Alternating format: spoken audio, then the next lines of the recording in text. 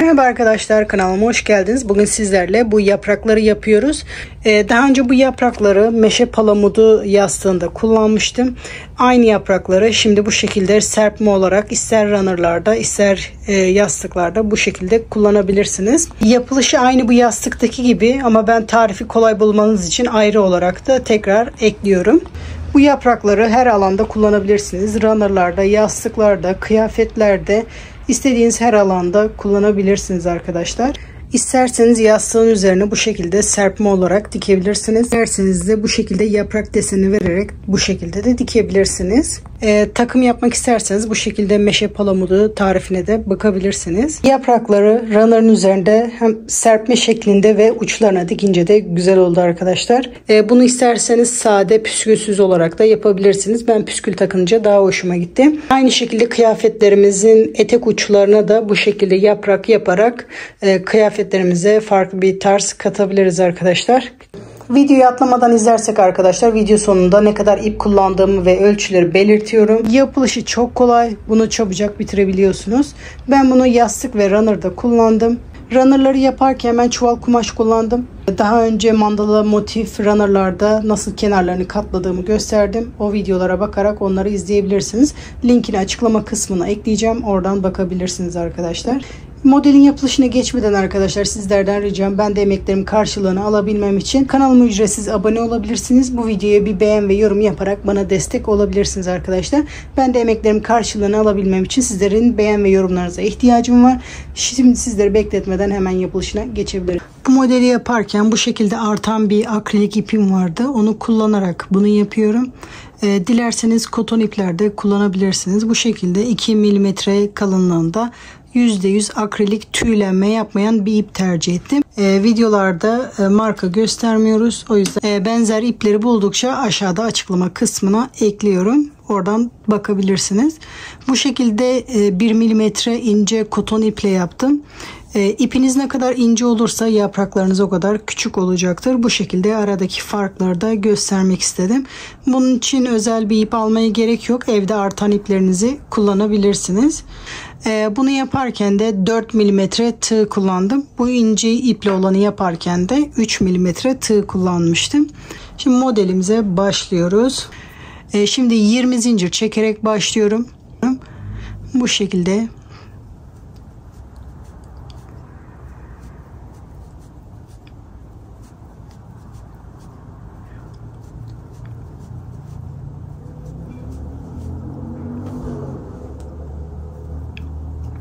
Şimdi zincirimi çektim.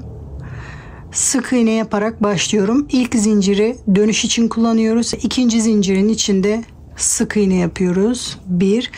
Şu anda bu uç kısmına kadar bütün zincirlerin üzerine birer tane batıyoruz. Şimdi sıradaki zincire bir sık iğne, toplamda 4 sık iğne yapıyoruz ayrı ayrı zincir üzerine. Üçüncü sık iğneyi yapıyorum sıradaki zincirde. Sıradaki zincirde dördüncü sık iğneyi yapıyorum. Şimdi 4 tane bu şekilde ayrı ayrı çakma trabzan yapıyorum. Sıradaki zincirde birinci çakma trabzan, sıradaki zincirde ikinci çakma trabzan. Üçünü birlikte yapıyoruz. Normal trabzan gibi 2 sefer yapmıyoruz. Tığımıza doluyoruz. Sıradaki zincirde üçünü birlikte yapıyoruz. Üçüncü çakma trabzan. Sıradaki zincirde bu şekilde üçünü yapıyorum. Dördüncü çakma trabzan. Şimdi normal trabzan yapmaya başlıyorum. Bu sefer toplamda 5 tane yapıyoruz ayrı zincirlerde. Sıradaki zincirde bir trabzan. Aralarda da zincir çekmiyoruz. Sıradaki zincirde ikinci trabzan. Sıradaki zincirde üçüncü trabzan. Sıradaki zincirde dördüncü trabzan. Sıradaki zincirde 5. trabzanı yapıyorum. Şimdi üçlü trabzan yapıyoruz. Tığıma 2 sefer doluyorum. 5 tane ayrı zincirlerde üçlü trabzan yapıyorum. 2 sefer doluyorum. Sıradakini yapıyoruz. İkinci üçlü trabzan. Sırasıyla sardıklarımızı en son ikisini birlikte 2, sıradakinde 3, sıradakinde 4, sıradakinde 5. Şimdi sonuncu zincire bu üçlü trabzanlardan yapıyoruz. Toplamda 8 tane üçlü trabzan yapıyoruz. Aynı zincir içerisinde burası dönüş olacak. 1, aynı zincir içerisinde 2, aynı zincir içerisinde 3, aynı zincir içerisinde 4, aynı zincir içerisinde 5, aynı zincir içerisinde 6, aynı zincir içerisinde 7, aynı zincir içerisinde 8.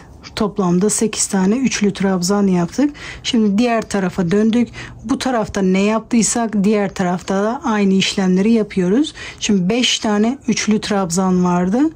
Şimdi sıradaki zincire batarak üçlü trabzan yapmaya başlıyorum. 1, sıradaki zincire batarak üçlü trabzan yapıyorum. 2, sıradakine batarak 3,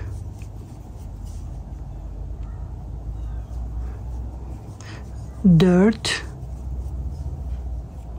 sıradakine batarak 5. Şimdi 5 tane de normal trabzan yapıyorum. Bir sefer doluyorum. Sıradaki zincirde 1, sıradaki zincirde 2, sıradaki zincirde 3, sıradaki zincirde 4, sıradaki zincirde 5. Şimdi çakma trabzan yapmaya başlıyoruz. 4 tane çakma trabzan. 1, 2, 3 ve 4. Şimdi son 4 tane sık iğne kalmıştı. 4 tane de sık iğne yapıyoruz sırasıyla. 1, 2, 3 ve 4. Şimdi sıramızı birleştirmeden buradaki sap kısmını yapıyoruz. 5 zincir çekiyorum. İkinci zincirin içinde bir sık iğne. Sıradaki zincirin içinde bir iz sürme, sık iğne yapmadan ilmeğin içinden geçiriyoruz. Sıradaki zincirin içinden bir iz sürme yaparak sırayı bitiriyoruz. Şimdi burada dönüşte bir zincir vardı. O zincirin içine batarak bir iz sürme yapıyoruz.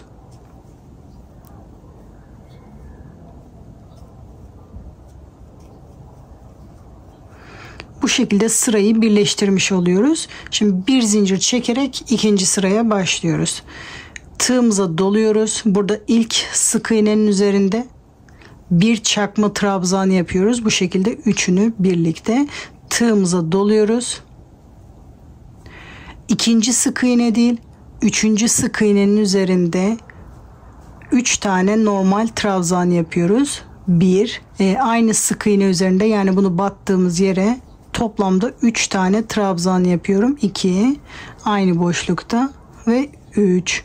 Şimdi 3 zincir çekiyorum. Aynı boşluğa batarak bir iz sürme yapıyorum. Bu şekilde ilmeğimin içinden geçiriyorum. Sıradakine batarak bir iz sürme yapıyorum. Sıradakine batarak bir sık iğne yapıyorum. Sıradakine bir çakma trabzan. Sıradakine bir trabzan yapıyorum. Şimdi bu sıradakine aynı buradaki gibi 3 defa batarak yapacağız.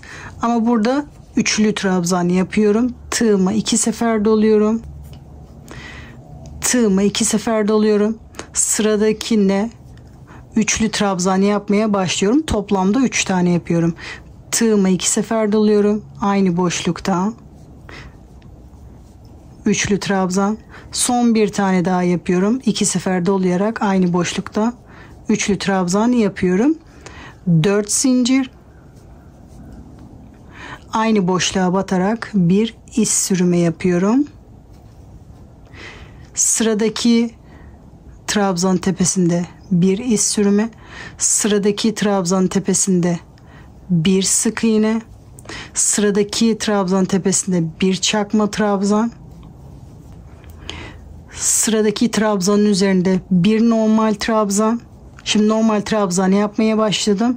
3 tane ayrı trabzanın üzerinde tek tek bu şekilde trabzan yapıyorum. Sıradaki trabzan tepesinde bir trabzan, ikinci oldu. Sıradaki trabzanın tepesinde bir trabzan. Bu şekilde normal trabzanlar 3 tane oldu ayrı ayrı yerlerde. Şimdi bu trabzanın üzerinde üçlü trabzan yapıyorum. Toplamda 3 tane üçlü trabzan yapıyorum. 1, tığıma 2 sefer doluyorum. Aynı boşlukta. 2, tığımı 2 sefer doluyorum. Aynı boşlukta. 3, burada yaptığımız gibi 4 zincir çekerek aynı boşlukta bir iz sürme yapıyorum. Sıradakinde bir iz sürme yapıyorum. Sıradakinde bir çakma trabzan. Sıradakinde bir normal trabzan. Sıradakinde buradaki gibi 3 tane üçlü trabzan yapıyorum. Sıradaki boşlukta. Sıradaki trabzan tepesinde üçlü trabzan yapıyorum. 1, aynı boşlukta. 2, aynı boşlukta. 3, şimdi 4 zincir çekerek iz sürümü yapıyorum. 4 zincir, aynı boşlukta bir iz sürümü yapıyorum. Sıradaki boşlukta bir iz sürümü. Şimdi kenar kısmı bitti, uç kısmına geldik. Sıradaki boşlukta bir sık iğne, tığımı bir sefer doluyorum. Sıradaki boşlukta, yani sıradaki trabzanın tepesinde bir çakma trabzan, aynı boşluk içerisinde bir normal trabzan, aynı boşluk içerisinde üçlü trabzan yapıyoruz. Burada yaprağın yarısı oluyor. Diğer yarısını da sıradaki trabzanda yapıyoruz. Buradan düşüşten yukarı doğru çıkmıştık. Şimdi burada yukarıdan aşağıya doğru gidiyoruz. Tığıma 2 sefer doluyorum. Sıradaki trabzan tepesinde bir üçlü trabzan. Aynı boşluk içerisinde bir normal trabzan. Aynı boşluk içerisinde bir çakma trabzan. Sıradaki boşlukta bir sık iğne. Sıradaki boşlukta bir iz sürme.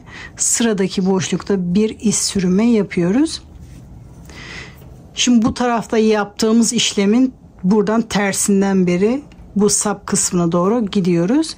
Şimdi 4 zincir. Burada 4 zincir çekerek iz sürme yapmıştık. Şimdi iz sürme yapıp 4 zincir yaptık. Tığımıza 2 sefer doluyoruz. Aynı boşluk içerisinde 3 tane normal üçlü trabzan yapıyoruz. 1, 2 ve 3. Şimdi burada yaptığımız gibi normal çakma sık iğne o şekilde devam ediyoruz. Sıradaki boşlukta sıradaki trabzanın tepesinde bir çakma trabzan, sıradaki trabzanın tepesinde bir sık iğne.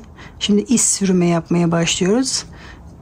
Sıradakinde bir iz sürme, sıradakine bir iz sürme yaparak burada yaprak yapmaya başlıyoruz. 4 zincir, tığıma 2 sefer doluyorum. Aynı boşluk içerisinde üçlü trabzan yapıyorum. 3 tane, bu 1, 2, aynı boşluk içerisinde 3. Şimdi bu tarafta yaptığımız 3 tane ayrı ayrı trabzanlar üzerine normal trabzan yapıyoruz. Bir seferde oluyoruz. Sıradaki trabzanda 1, sıradaki trabzanda 2, Sıradaki trabzanda ve 3. Şimdi bir tane çakma trabzan. Sıradakinde bir sık iğne. Tekrar iz sürme yapıyorum. Sıradakinde bir iz sürme. Sıradakinde bir iz sürme. Şimdi buradaki yaprağı yapıyoruz. 4 zincir. Aynı boşluk içerisinde 3 tane üçlü trabzan yapıyoruz. 1 2 ve 3. Burada yaptığımız gibi sıradakinde bir normal trabzan, sıradakinde bir çakma trabzan, sıradakinde bir sık iğne, sıradakinde bir iz sürme, sıradakinde bir iz sürme yapıyoruz. Şimdi buradaki yaprağı yapıyoruz. 3 zincir, aynı boşluk içerisinde 3 tane normal trabzan yapıyoruz. 1 2 ve 3. Şimdi burada bir sık iğne atlıyoruz. Burada başlarken çakma trabzan yapmıştık. Şimdi bir sık iğne atlıyoruz. İkinci sık iğnenin tepesine batarak bir çakma trabzan yapıyorum. Burada bir iz sürme yaparak sıramı bitiriyorum. Bir zincir çekerek ipimi kesiyorum. Sonra bu ipi arkada saklıyoruz. Bu şekilde yaprağımız hazır. Şimdi bunu istediğiniz yerde kullanabilirsiniz. Şimdi benim elimde bu şekilde jüt bir runner vardı. Ben bunu bu şekilde hazır almıştım. Siz de böyle kumaşları kenarlarından ip çekip, bakın kenarında bir sıra dikiş var. Bunu dikiş makineniz varsa zigzag yaparsanız daha iyi olur. Zigzag yaparak da bu kenarları tutturabilirsiniz. Elde sürfle yaparak da burayı tutturabilirsiniz. Şimdi runnerların üzerinde gelişi güzel yerleştiriyorum. Şimdi bu kısımda yaprakları dilediğiniz gibi yerleştirebilirsiniz. Sizin göz zevkinize bağlı olarak. Bu şekilde bir düz bir ters, ortada düz. Nasıl yerleştirmek isterseniz bunu yerleştirebilirsiniz. Sizin göz zevkinize kalmış. Dilediğiniz şekilde böyle yerleştirebilirsiniz. Ben şimdi bir tanesini tutturmayı göstereceğim. Bunu dilerseniz ördüğünüz iple dikebilirsiniz. Dilerseniz de kumaşın renginde bir ipte tercih edebilirsiniz. Bu yaprakları hazırlarken ipleri uzun bırakarak onun dikme payı da yapabilirsiniz. Ben şu şekilde şu anda kendi ipiyle göstereceğim. Ama kumaşın ipiyle de yapabilirsiniz.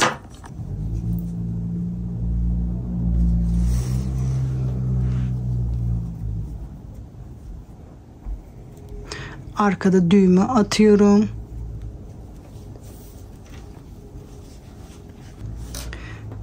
İğneliyorum. Kaymasın diye.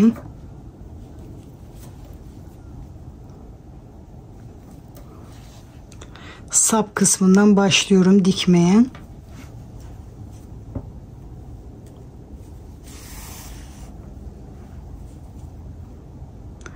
Bu şekilde tutturmaya başladım.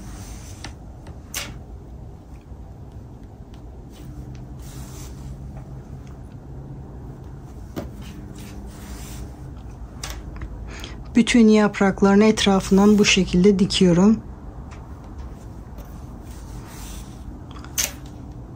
Yaprakların duruşu, nasıl yerleştirdiğiniz hiç önemli değil. Ağaçtan yaprak düştüğünü hayal edin. Onlar aynı şekilde düşmüyor. Siz de o şekilde istediğiniz şekillerde yerleştirebilirsiniz. Ben şu anda size öylesine gösteriyorum nasıl dikebilirsiniz diye.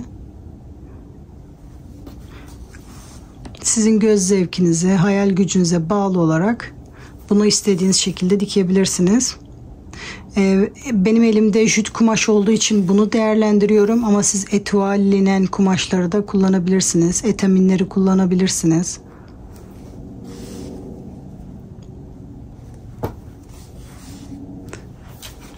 Bu şekilde bütün yaprakların etrafından buraya kadar dikiyorum. Sap kısmına kadar diktim. İpimi arkaya getiriyorum. Bir düğüm atıyorum. Tekrar aynı yerde düğüm atıyorum. İpimi bu şekilde yaprağın arkasında biraz ileriden kesiyorum.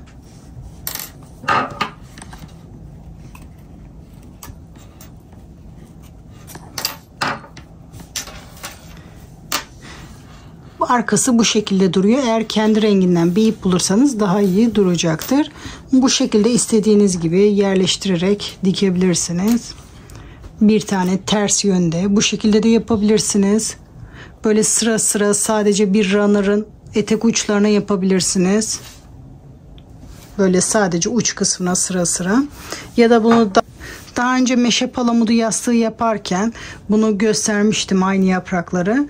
Bunları bu şekilde sadece ucuca birleştirerek tek yaprak hali de verebilirsiniz.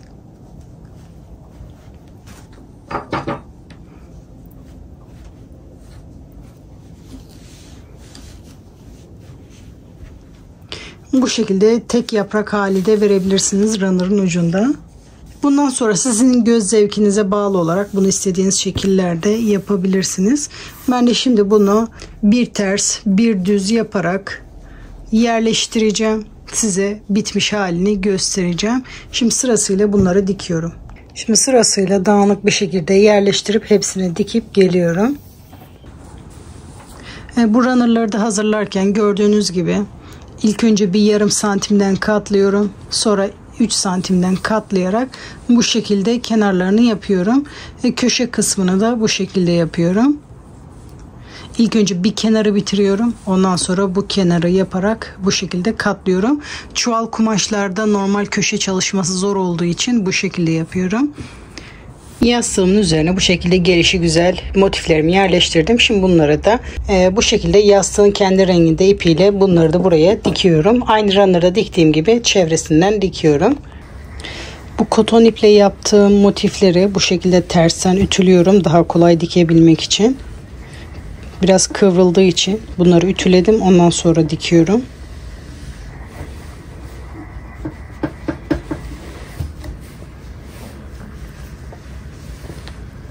Akrilik ipleri ütülemedim çünkü ütülenince ip özelliği bozuluyor. Onları en son bittikten sonra çuval kumaşı ütüleyeceğim tersten runner'ı. Ama bu koton ipleri bu şekilde ütüleyince daha güzel duruyor. Ütülediğim motifleri bu şekilde seyrek seyrek iğneliyorum. Şu yaprakların oradan beri runner'dan sarkmayacak şekilde, kenarı kapatacak şekilde iğneliyorum.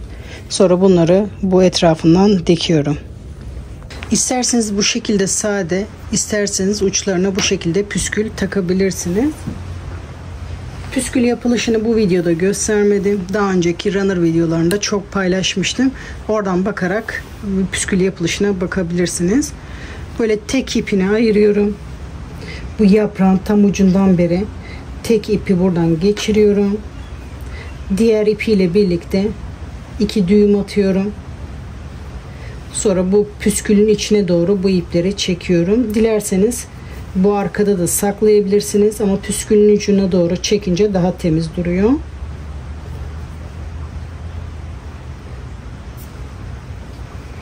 Bu şekilde sırasıyla takıyorum. Modelin yapılışı bu kadar arkadaşlar. Yapraklara çok fazla ip gitmiyor. Artan iplerinizi kullanabilirsiniz. Yastık ölçüm 45'e 45 santim. Jüt kumaşla yaptığım runner'ın eni püskülsüz hali 29 santim. Bu kenar püskülüyle birlikte toplamda 34 santim eni var. Runner'ın püskülsüz hali boyu da 176 santim. Püsküllü boyu da 182 santim. Bu turuncu hazırladığım runner'ın eni de 42 santim. Boyu da bu şekilde 111 santim. Bunu bu ölçülerde yapmak zorunda değilsiniz. Kullanacağınız alana göre bu ölçüleri kendiniz belirleyip o uzunluklarda ve genişliklerde yapabilirsiniz arkadaşlar. Bir tane yaprağa da yaklaşık 12 metre ip gidiyor. Siz bu yaprakları bu şekilde runner'da ve yastıkta serpme olarak mı bu şekilde Yaprakları toplu bir şekilde ve runner'ın ucuna dikince mi beğendiniz? Merak ediyorum. Yorumlara yazın arkadaşlar. Modelin yapılışı bu kadar arkadaşlar. Koton iple yaptıklarımı ütüledim. Akrilik iple yaptıklarımı ütülemedim. Bu şekilde serpme dikince etraflarından tutturunca zaten ütülemeye gerek kalmadı. Koton iple yaptıklarımı dikerken daha kolay dikebilmek için ütüledim. Bu çuval kumaşları da tersten ütüledim arkadaşlar. Yapacak arkadaşlara kolay gelsin diyorum. Sıradaki videolarda görüşmek üzere.